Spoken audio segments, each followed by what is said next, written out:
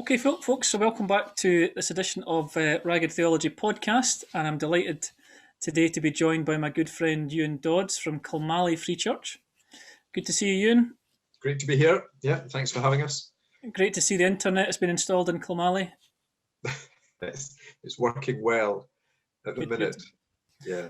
So I've got various links to Kilmallie. My mother was brought up in Cool, not very far from you. And my cousin stays in Banavie, so probably about a couple of 100 yards from you, or maybe half a mile or something. Yeah, 10-minute cycle. Good. Yeah. So, first of all, Euan, tell us a bit about your background, where you're from, your family, and maybe just tell us how you end up being in the ministry. That would be a good place to start. Okay, thanks very much. Well, about the background, I'm in the garage, which is why we've got the bikes and the waterproofs and the cardboard boxes. So I grew up, where did I grow up? I grew up just outside Stirling, and I went to school in Crieff, and it was a happy, stable upbringing. And we went to church every Sunday, but it wasn't until I went to university that there was that awareness that the Christian faith is a personal thing. University friends who were passionate about godly living, evangelism, scripture, and I noticed there was a difference between them and me. And after a number of months questioning them, interrogating them, going to Bible studies, discussion groups, I realized I needed to make a profession of faith, to become a real Christian. And that was the end of my first year. And going through medical school at that time, had some really encouraging Christian friends, role models, mentors, and just got a text actually from one of them in the Far East. So it's great to have these lifelong friendships. And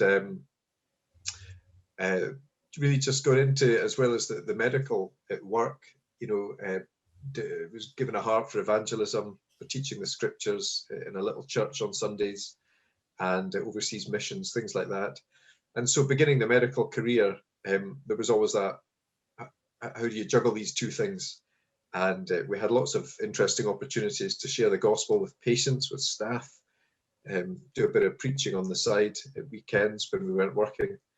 And then I just thought, well, I need to explore this a bit more, and took a year off, 2006, went to Cornhill, Scotland. And following that, the minister, Willie Phillip, a good friend, invited me to stay on and serve full-time in the church. And that was the move from medicine to ministry, 2006, about 14 years ago. Can you remember your first sermon? I can. I think it was Nehemiah chapter 8. And it was in a tiny little gospel hall, Brethren Assembly in Oxford, and wonderful godly saints. And they just were very encouraging of young men, giving them an opportunity to preach. And it was quite a long passage for a first sermon. But we had at university, there were two lovely Christian men. There was John Lennox, who was a chaplain of the college, and Nigel Lee, who for many years was involved with Operation Mobilisation. Oh, yeah. And these two guys had a vision to train up young preachers. So we would go to John's house and have a big lunch, and then spend the afternoon in Bible study. And that was how the opportunity came to be preaching in this wonderful Brethren church. So you started your medical career, you're a paediatrician, was that right? Yeah, I mean, you do the pre-registration year, which is a general year. And that was 6 months in Inverness, actually, and then 6 months in Edinburgh. And then I did a year of A&E in Glasgow. And then 2 years of medical paediatrics around the west coast of Scotland. Good. So when did you formally kind of enter the ministry then? So in 2006, started Cornhill, and 2007 stayed on at the St George's Tron Church on Buchanan Street, working with international students, asylum seekers. And we did that for 5 years, then moved to Edinburgh, worked as an evangelist and associate minister at Holyrood Evangelical. And during that time, it was ordained, and then entered the Free Church last year, around the time of the call to Kilmallie. Good. And you managed to get through your exams in Thomas Guthrie, okay? It's my favourite subject. Yeah, good. Yeah. Euan was just telling us before he came on how his favourite book is Thomas Guthrie, is that right? Yeah. Lovely, that's great. That's it, yeah. Have you read it? gift vouchers in the post. Yeah. Good. And tell us about your family. So I'm married to Helen, who I met first day at Cornhill, Scotland. I met her a couple of days before, and then we spent the year together, which was wonderful. And we've got 3 daughters, Anna, Caitlin, and Ailey, who are 10, 8, and 6. And 2 of them are in school today. One of them goes back to school on Monday, and they're in the Gaelic medium here. Started off the Gaelic medium in Edinburgh, and they're now in the Gaelic medium over in Cool. Great. Good. So before we go on to talk about Kilmallie, maybe just tell us a little bit about your time in Holyrood. You were involved in evangelism and fairly regular preaching there, I suppose mainly around the Leith area. Can you just tell us a wee bit about that? You're working with Phil Hare. Yeah, had a wonderful time with Phil. We had a number of happy years working with Phil and the rest of the team. Yeah, I mean, Holyrood, quite a well-known church, and it was very much a city setting, and we were thinking through how does a gathered congregation reach out in a city, and you've got your local area, which your parish, so to speak, but then you've got people living all over the city, and the challenge is working out, do you invest all the time locally, or do you spend your time equipping people to serve in their own spheres, among the people they work with, live amongst, and spend time with? And we really tried a whole range of initiatives. In terms of local outreach, I talked about the 4 C's, which was cold contact. That's things like talking to people in cafes and knocking on doors. Community engagement, sitting on committees, local committees. And that really is a very effective way of getting to know local people if you're a committee person. Church-based events, just opening the building up midweek for all kinds of different events. And then the 4th C, which was something else. Commitment. Something like that. I can't remember actually. It was it church services, evangelistic services, things like that. So it was really a pattern of, I talked about home and away matches. There's home matches where people are coming into the church building, and there's away games where, as Christians, you're getting involved in the life of the local community to witness and serve there. And it was really interesting. In a city, there's millions of people, and there's always someone to talk to. And some of those, conversations in a cafe or somebody you met at a traffic light would grow into a friendship,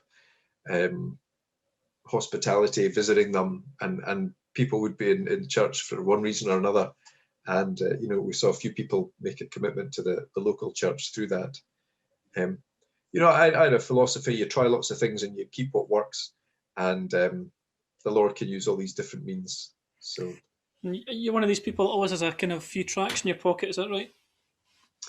Yeah, I think it's always good to carry tracts. I mean, it's less easy with COVID and, not wanting to pass things to people in quite the same way. But, in Glasgow, certainly I would always keep tracts in my bag, different language tracts, and just pray the Lord would give me someone to share them with. And in all kinds of unusual settings. At one time I had a box of Arabic Bibles in my boot for some reason. And I went with a friend to St Andrews, and we parked the car in the evening and opened the door, and this car pulled up next to me. And I got talking to the driver, and he was from the Middle East. And I said, "Oh, I've got something in Arabic. Would you like it?" And he took an Arabic Bible. So it's just these God incidences, these providential encounters. I found that if you're sort of ready, they come your way. I was brought up in a home where my father used to distribute industrial quantities of books to people, and I've kind of continued the tradition. So I always think when somebody's sort of leaving work, or just great opportunity, somebody's sick, somebody's diagnosed with cancer, just send books out, and what's the worst that could happen? They could be offended, Yeah, absolutely. And or it's even easier now with links to websites. You don't even have to have a book. You just say, go to YouTube and type in Ragged Theology, and you can listen to Andy Murray talking. I've been using Jeremy Marshall's new book, Hope in the Face of Suffering, 20 Devotions. He's got incurable cancer, so that's been a great book to give out during COVID. So. Yes, okay. Good. So coming to Kilmallie. So, well, first of all, let me just ask you: you've joined the Free Church. What's that been like? What's been your impressions of the Free Church joining it? Yeah, it's been great. It's been wonderful. All through the application process, people were very warm and supportive. I mean, it was a rigorous process of meetings and committees and interviews and so on. But there was just a general feeling of wanting the gospel to go out, the church to be built up, churches to be planted, revitalized. You know, there's just a gospel focus, and that was clear at every step. And prior to coming in, we had a number of personal friendships with people within the Free Church, so we were able to look over the fence and see what they were doing. And it's just been great to be able to join formally, you know, and to serve shoulder to shoulder with others. It's been great. You're part of the Inverness Presbytery, is that right? That's right, Inverness, Lochaber and Ross.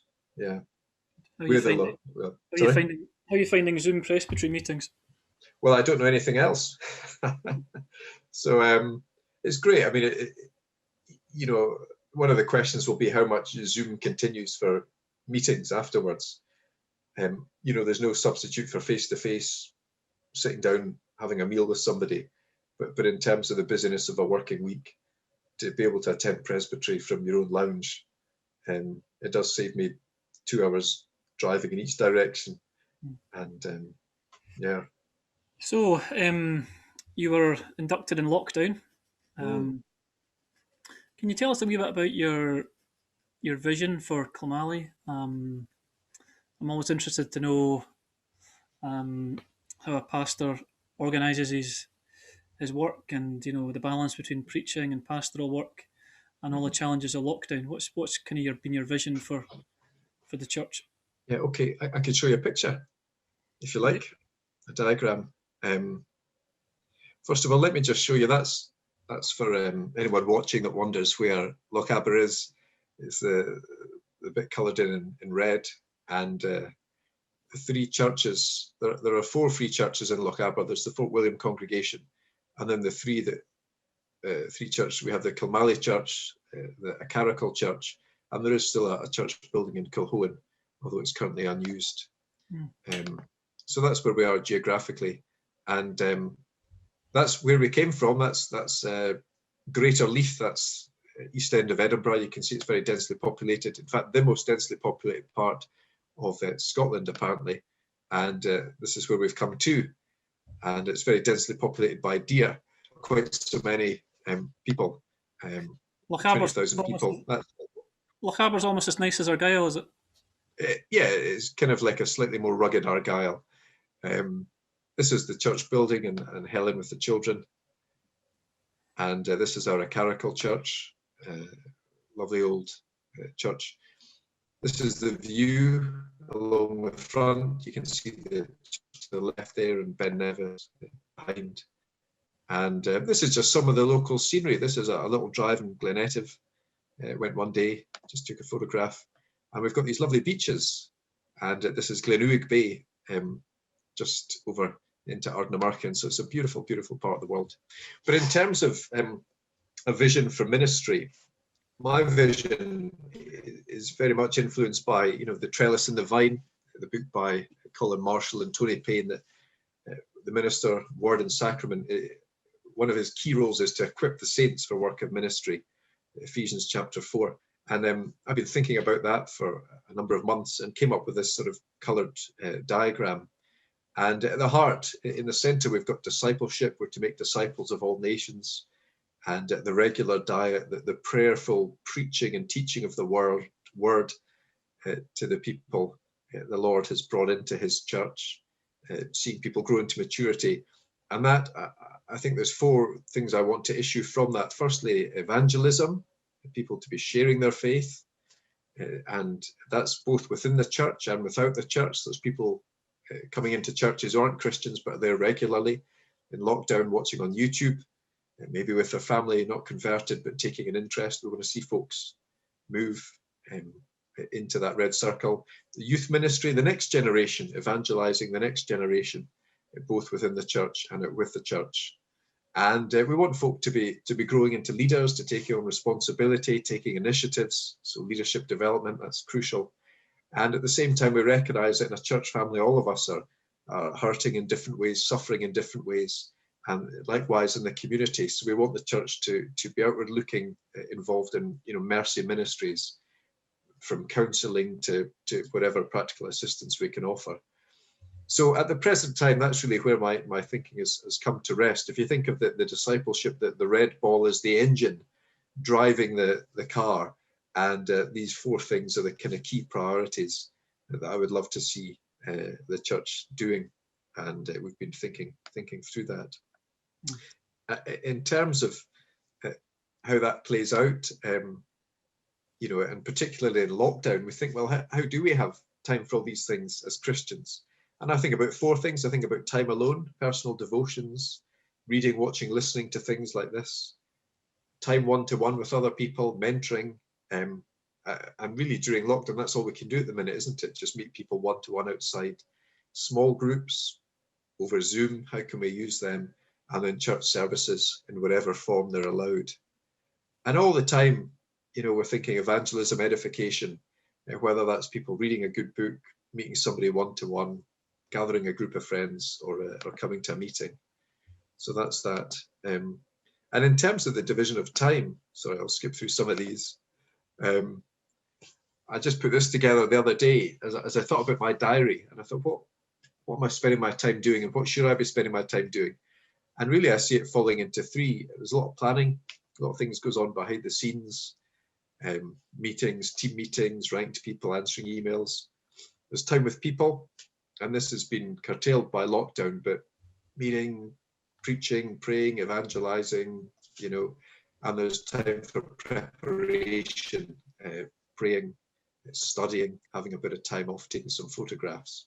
And I think that's really where I see the time being spent, the planning and the preparation feeding into the people, meetings leading to ministry, and trying to keep that balance right, not getting overwhelmed by planning, but keeping time for preparation, such that when you meet people, there's something to share with them.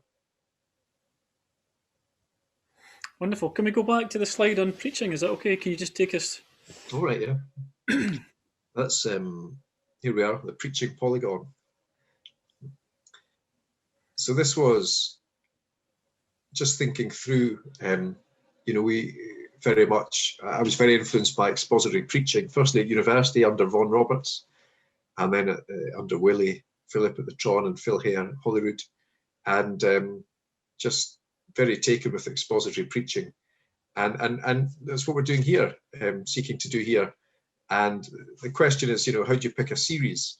How do you plan a series? And I was just sharing this with some of the guys, the Preaching Polygon, and trying to get a balanced diet between topical sermons, expository sermons, what do you preach in the morning, what do you preach in the evening, when do you have a short series, when do you do a long series. We did a bit of Jonah, 4 studies in Jonah. We're now doing Matthew. We're into a couple of dozen studies in Matthew, I think. And then keeping the balance between Old Testament and New Testament. So these are all sort of thrown into the mix as we're planning an expository series, and just trying to ensure we hit all these notes, so there's variety in the preaching week by week. That's great. One of the things I've been thinking quite a lot about recently, I sent you an article a wee while ago. Didn't have much time to look at it, but just this whole idea in terms of the church about how do we develop a gospel culture in our churches. And, it's one thing to impart information and to preach the truth, but how do we really create that gospel culture in our churches that we live out into the community? Have you given much thought to that? Or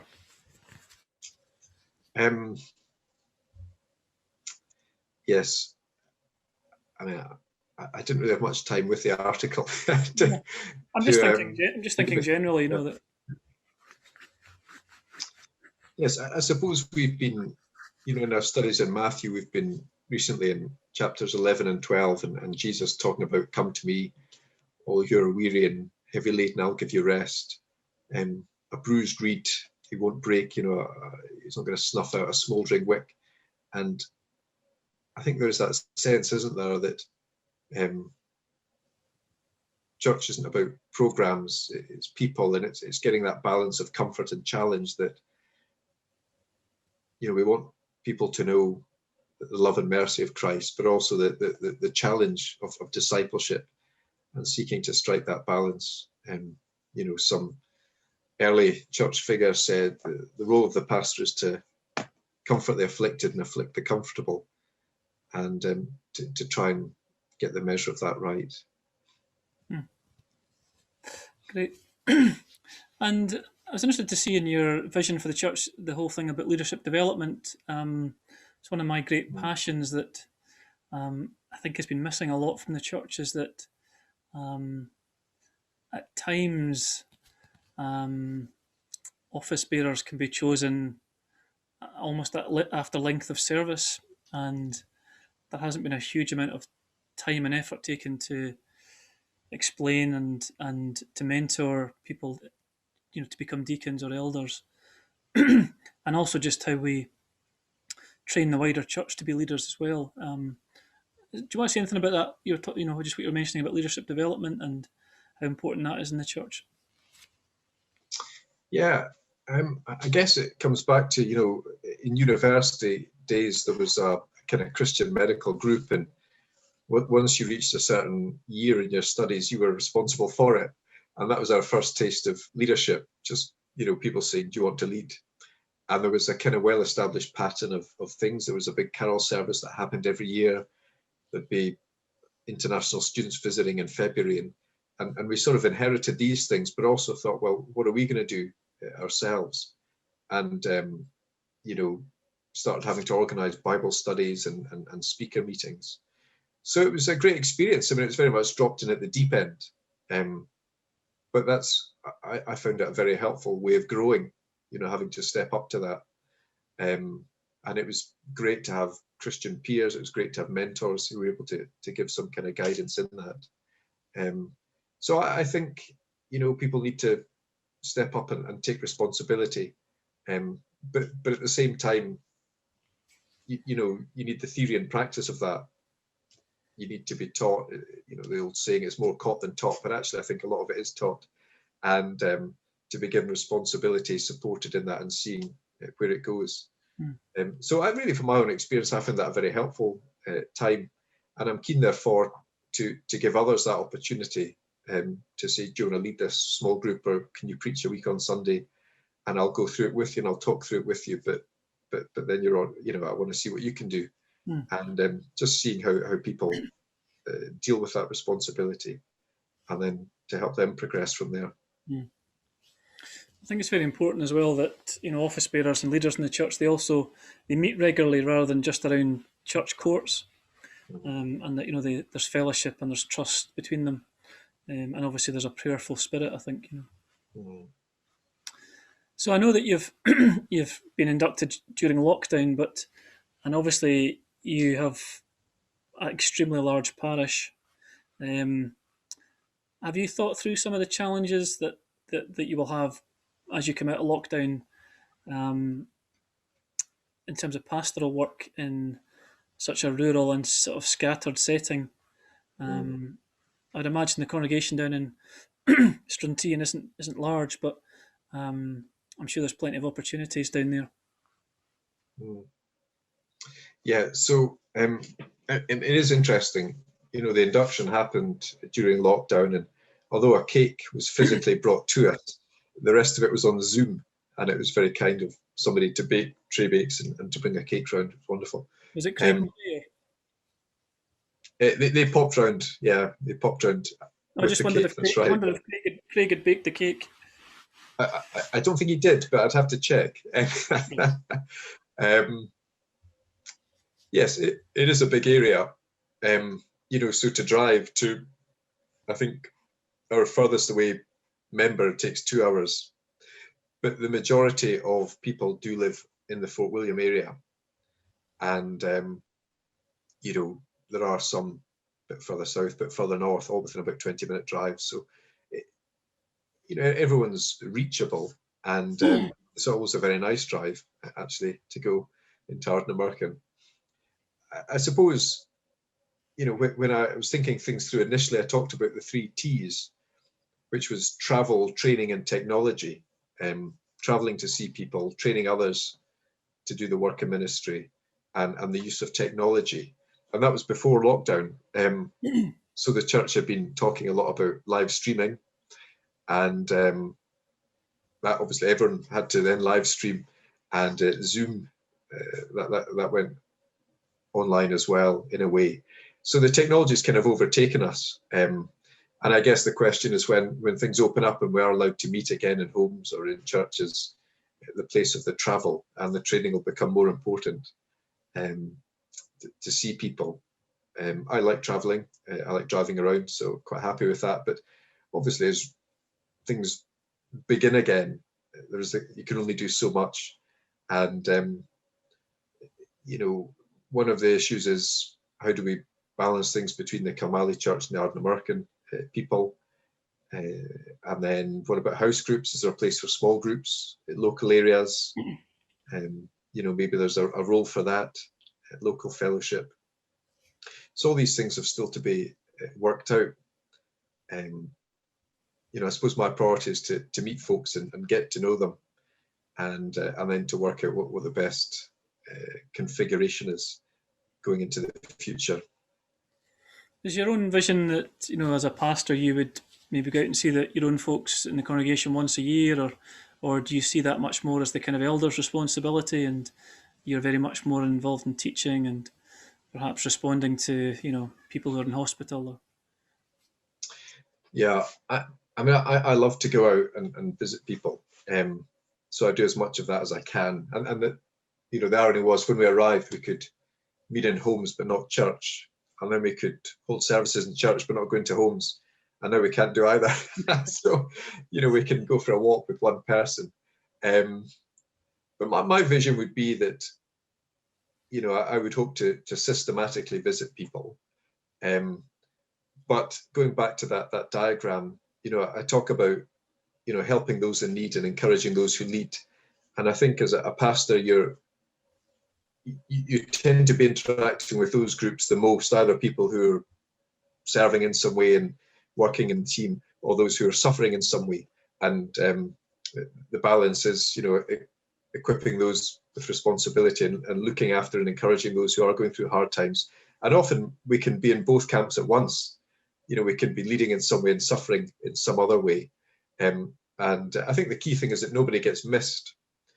And so I would envisage doing a lot of that, and our guys are very proactive with that as well. And during lockdown, I've been phoning round. We divided the congregation into groups, and each elder has a responsibility to phone and keep up with people in their group, in addition to other people they speak to, and in addition to my own sort of contact with them as well.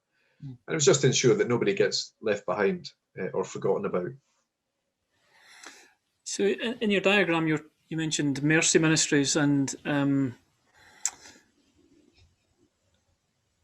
I think of the Highlands, so I'm in the Highlands a lot. I quite often stand on the sidelines of Canal Park round the corner from your house and watch the shinty. And you'll be aware, in terms of Kilmallie Shinty Club, that there have been a number of suicides, and clearly mental health is a big issue in the Highlands. So mental health is a big issue everywhere. But how do you think, as a church, you can perhaps respond to that particular issue of mental health? Yeah, it's a big question, isn't it? That's a big question. I think, in general, my understanding of mercy ministry and is, we can't do everything, but we can do something, and you mustn't do nothing. And it was the same with, the ministry with the asylum seekers. We couldn't solve all the issues in their lives, but we thought, what can we do? Well, we can offer friendship, we can offer hospitality, and we can teach English. And that's what we did. We didn't have specialist language and cultural skills. We didn't have detailed knowledge of the legal process. So we thought, let's just start with what we can do. And I guess thinking of, the complex social issues, substances, mental health issues, things like that, you just start with where you are. Prayer, friendship, love, encouragement, practical assistance, and go from there. And there are some people, like yourselves, with a background in social work or mental health or counselling or things like that. And I would be praying that we would have access to their gifts and skills. But from the point of view of myself and the congregation, just beginning with the simple things of loving people, being generous with our time, sharing meals, being available, and prayerfully sharing the gospel with them, telling them about the one who gives rest to our souls. I think we forget in the church, though, that we are part of a incredible community, and people nowadays are just very, very isolated. You might have your immediate family, maybe your extended family, but unless you're part of a sports club or something, you are quite isolated. And I think Christians forget that we are part of quite a remarkable community, which can at times be quite dysfunctional. But nevertheless, it's an incredible community, and we've seen in our own work with say families, people have become part of a church community, and it's been quite life changing for them. Because social isolation is at the root of so many different issues like mental health, family breakdown. And the more isolated people are, the worse it is. And I think the hardest thing about lockdown has been not being able to offer the one thing the church has, which is that community. Where a war, for example, you could open the church up and have a meal once a week, or you could go round to people's houses with supplies. But the very nature of a global pandemic is you're not meant to go near other people. And your instinct as a Christian is to open the building up and welcome people in, or to go around and see them. And neither of that is an option. And it's actually very frustrating, because that's your reaction, isn't it, to adversity? I do think there's something about being in people's lives, though, and as I look back over 25 years of social work, sometimes I've got to know people for years and even decades, and suddenly they turn to me in a crisis. And I can think also of the sports world, where you develop relationships over many, many years, and it's something happens and somebody turns to you in a crisis. And I think it's about being in it for the long haul in terms of being involved in a community. Can I take you back to your preaching? I'm just interested in your how you prepare as a preacher, how much time you give your preparation. Do you preach 3 times a week normally, or? No, at the minute it's twice, and we have a midweek Bible study. And at the minute we're working through some courses, online courses made with a video component, and then we have a Bible study. And I think people have enjoyed that. I think, again, this is the question of how you learn and grow as a Christian. And a lot of teaching is up front. It's like a lecture or a sermon. But what about interactive things like a seminar? And I've just been trying to trial out some more interactive models of teaching. And it's helpful for me to hear questions and also to learn from others and to gauge how people are at. It was it Richard Baxter that went around visiting people individually because he could work out how much their understanding of what he was preaching on a Sunday. And I think there needs to be that interactive dimension. That said, on a Sunday, it is very much preaching, and the interactive stuff is kind of reserved for midweek or a Q&A after the evening service. In terms of preparation, as much time as is available, I tend to follow the traditional pattern of trying to keep mornings free for study, preparation, prayer. In that way, I try and get as much done early in the week as possible to allow for things that might happen toward the end of the week, and then try and tie it all up together Friday or Saturday in good time ahead of Sunday. So in terms of preparation, I start with different Bible translations, spend as much time in the text, and then maybe have a look at commentaries. I tend to pick 3 commentaries: a technical, an expository, and a devotional for each book I'm studying. And then during the week, I'll be listening to MP3s of other preachers preaching on that passage, and whatever subjects are brought to mind, I'll maybe read a book on that topic. I'll usually refer in some way to Don Carson's book, The Old Testament Use of the New Testament Use of the Old Testament, and John Blanchard's book of quotations, and these things just help fill in some of what the text is doing. And I'm a great believer in inductive Bible study, observation, interpretation, application, and illustration. And as I'm preaching, I'm trying to hit those notes: time in the text, time thinking about the theology of the text, and then how to apply and illustrate that to our lives, such that it's not a lecture, it's actually a sermon. I find it interesting. I've written about it many times about Thomas Guthrie, that Thomas Guthrie, of course, found such biblical ignorance when he went to Burlock that he abolished the evening service, and he began to catechize the young people to see if they'd actually understood what he said in the morning. But Guthrie's got a very famous quote about how no man can preach 3 adequate sermons in a week. And I'm always amazed that ministers constantly try and do that without perhaps delegating one of the sermons to an elder or something. And I was chatting to my friend Donald John McLean about Cambridge Presbyterian Church, and he was saying that the elders rotate the preaching so that the minister gets one Sunday off a month, because they believe it's so important the minister gets fed spiritually. Yeah, and it's great, and we have people here who are happy to preach. In fact, this Sunday we have some of our own people preaching, which is a joy. For me, it's great to see that development of others, and it allows me a bit of long-term planning. So I'm thinking ahead into April with a bit of free time this week. Good. And just kind of finishing off, we always ask everyone that comes on Ragged Theology podcast for a favourite book. What would be one of your favourite books? Well, I just there's two. The obvious, of course. The obvious. There's so many. I've actually got a bookshelf. I've got it's a top 10. It's really a kind of top 15 now. But I was thinking, if the house was to go on fire, once the family were outside, these books I would grab and then just run out the door. And this is one of them, David Gooding's According to Luke. And David Gooding, just a remarkable preacher. His work's available at Myrtlefield House. Professor of Old Testament Greek, but an incredibly gifted expositor and a mentor to John Lennox, the apologist. And this book he wrote, it's an exposition of Luke's gospel, but he's got a real sensitivity to the literary structure of Bible books and how that helps you understand them. And I actually first found this book in a friend's bookshelf in Germany, and he very kindly gave me his copy.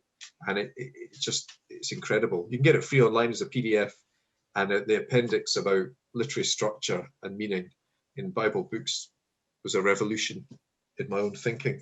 The other one that just came to mind was this one, Operation World. We can't travel at the minute, but we can still pray. And I have no idea how they get all the statistics for this book, but it's really a prayer guide for the whole world, and detailed statistics, detailed reports, and you can travel anywhere in your prayers. And I think every Christian should have a copy of that and read a chapter a day. So those would be 2 life-changing books. Okay. And what have you been reading through lockdown? Actually, not quite as much as I'd have hoped, I have to say. So in addition to books relating to the sermons and so on, what have I been reading? Just dipping into little books about the Highlands, books about Highland church history, just trying to understand the local context a bit more. Alistair Moffat, read one of his books recently. He wrote a book about the Highland Line, one about Argyll. So just kind of Scottish authors writing about Scotland. Alistair Scott, if you know him, the travel writer, and Native Stranger, where he went around Scotland trying to see it with new eyes, and he's a very funny kind of travel writer. I think in terms of sermon illustration, it's very important to read widely, isn't it? Biography and history and so on. I always find it helps to illustrate sermons, Yeah, very much. Yeah. Great. Well, thanks so much, Euan. It's been great talking to you. Very inspired to hear about your vision for Kilmallie, and it's always great to hear from another pastor just about your priorities and your preparation. And with all your alliteration, you should be in the Brethren, I think. You can tell the time I spent there, it's still evident, isn't it? And they're all beginning with P as well. So you're not one of these preachers that has like 18 points in the sermon or something. I know a guy who sometimes has like 12 points or something. No, 2 or 3. Good. 2 or 3 is enough. Yeah. And I hope the local Murrays are looking after you well. I'm missing my trips up to my cousin in Banavie to the shinty matches, but hopefully this year we'll be back up at some point. So yes, well, that'd be great.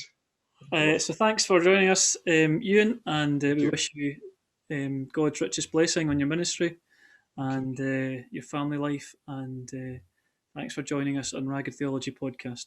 It's a pleasure. Thanks for the invitation.